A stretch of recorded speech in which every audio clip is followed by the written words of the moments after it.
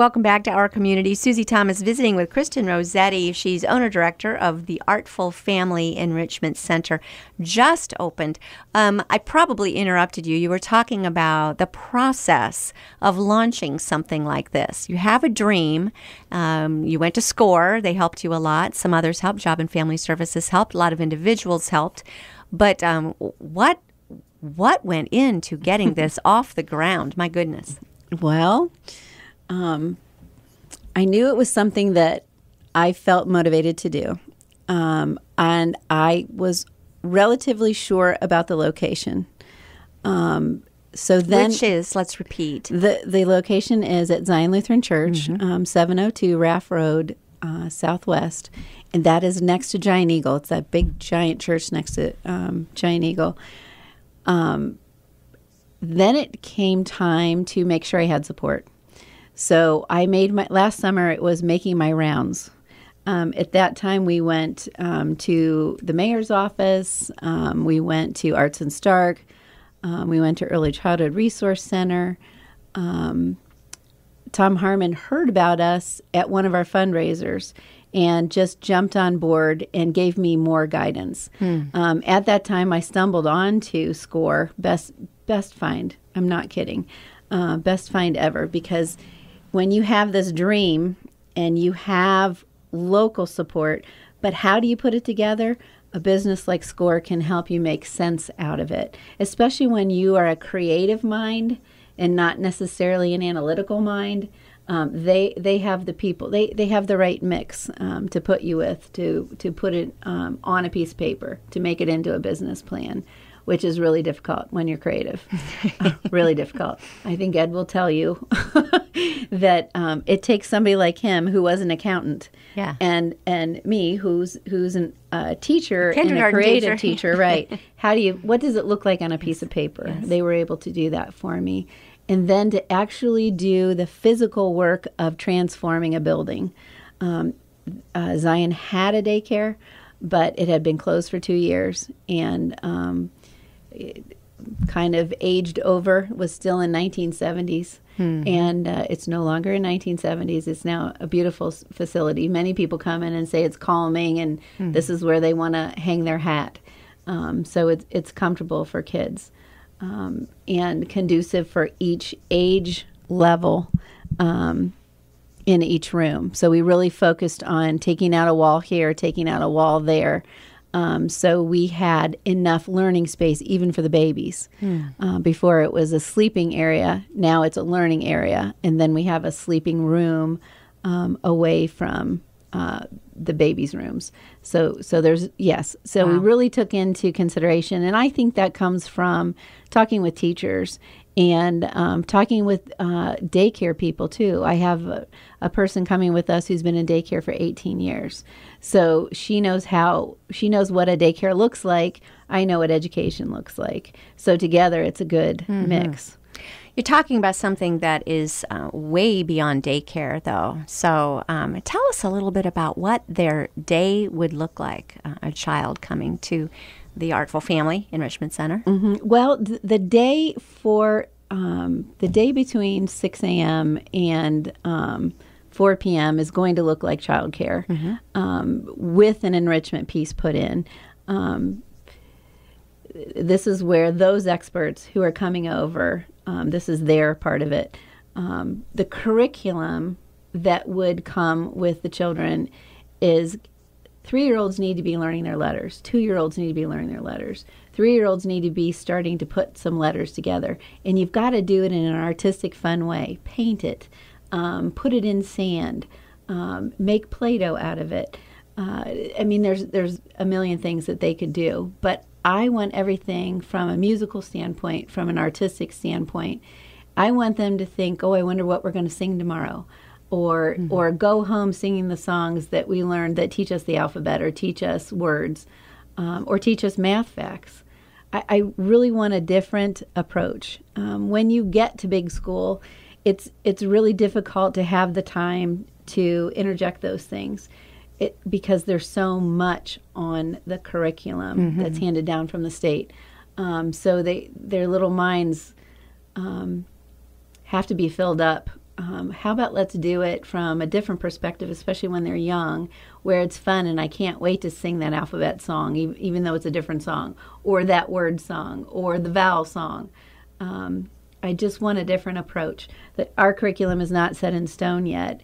The teachers have just been told to come in and start setting up your classroom.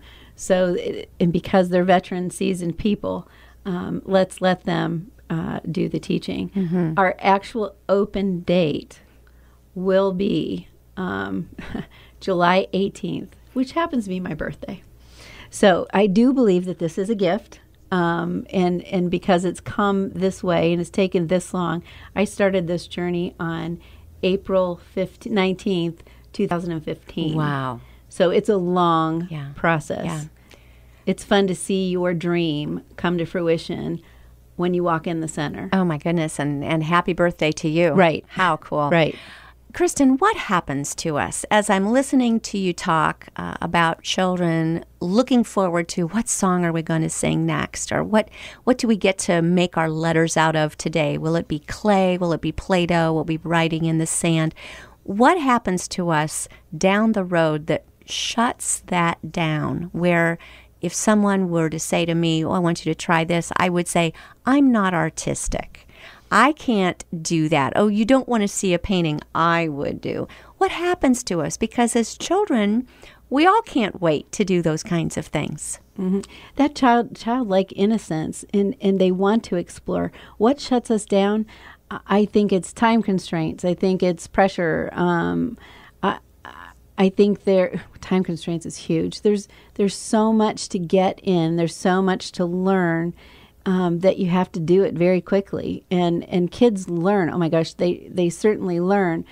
But my whole point is let's back it up where we have that childlike innocence. Yes. And let's explore now so they're not afraid to explore later.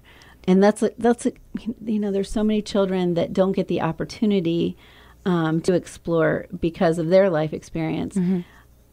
I really want those children to be able to come and to get their hands messy. I want their hands in shaving cream. I want them to make a mess on their clothes. Yeah. So don't wear your pretty clothes to my school. I want them to experience everything they possibly can in the time that they're with me, because it does fade away. You're right. So let's get them while they're young. Yeah, yeah. How do you anticipate this then affecting their learning abilities once they get into, as you call, big school? I love that. Mm-hmm. Oh, there's lots of research that supports the arts, supports music, supports the fine arts. And we all know that we need to have physical fitness every single day in our repertoire for school, mm-hmm. Which isn't always a possibility. So there's lots of evidence that supports the arts helping them to grow. It's so much easier to learn every state in the United States if you've done it in a song, or every president, or learning your alphabet, although that's not my favorite. That's not my favorite one. There's so many raps for learning how to sound out a CVC word, a 3-syllable or a 3-letter word. So they will go, a student, I want to make sure I understand this, you're taking them from 6 weeks on.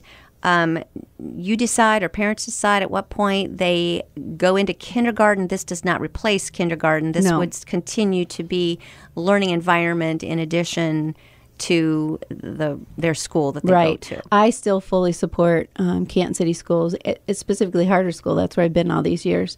No, this is to get them ready before they come. And Harder School now has 4-year-olds, so 4-year-olds, 5-year-olds through second grade. So, and not just Harder School, but all of our Canton City schools. Our teachers are amazing because they try to make up that gap for children when they come in with little experience. Mm-hmm. No, I want to give the children experience before they get to Harder Schools, not to replace. And then it continues on. For those who might not have heard in our first half, through 14 years. So this also, you're providing after-school experience for kids well into middle school and so forth. Talk about that, how the difference between meeting those needs as opposed to the in preparation for beginning school needs. Well, this is my exciting part. I hope 5 years down the road, people say, oh, well, yeah, my kid goes to the Artful Family for the aftercare enrichment part. Mm-hmm. This is my baby. And then when they're there, they say, oh, there's a daycare here too. So I hope it flips in 5 years. And this is what I've talked about with Arts and Stark. I really want them to come over because you can put multiple age kids in a room with art. You can put multiple age kids with soccer, with Zumba, with music. That's really what the main focus is. Now, unfortunately, we got cut down short a little bit from 4 to 6, but still 2 hours is plenty of time for mom and dads to get what they have to do. They work till 5, they get to the grocery until 6, while their kids are having some kind of art class. Mm-hmm. So you can put a 14-year-old, especially in Lego Club, you can pair a 14-year-old with a 6-year-old to make a Lego project. So it definitely works. Today at soccer, because I'm a certified teacher, so I can teach classes. Today at soccer, we had 13 children, and one of them was 12, and the youngest one was 5. And the teacher just paired them up, put them on 2 opposing teams, taught them drills, and then they played a soccer game together. And the 12-year-old was helping the 5-year-old to make a goal. So it works. What I hear you describing is everything that was good 100 years ago about that one-room schoolhouse where the younger ones did learn from their role models, the older ones. Right. And in this setting, it's very easy to do. Mm-hmm. With an aftercare program, it's very easy to do. And I really am focusing on enrichment. If there's somebody that needs some remedial help, of course, we'd help them. But there's so many things available to children that need remedial help, but not as many things available for enrichment. So I'm really hoping for an enrichment crowd. Mm-hmm. My son, who's 8, and a bit of a motivation for this project, wants a science club.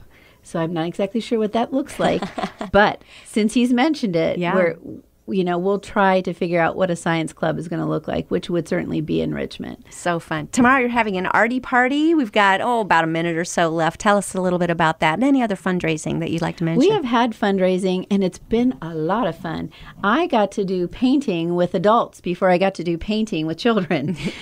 So our next arty party, we'll be painting wine bottles and wine glasses, and the last one we had 30 people, adult women. We had one husband, and it really was great fun. It lasted about 3 hours, and everybody laughed, and we had food, and it was very nice.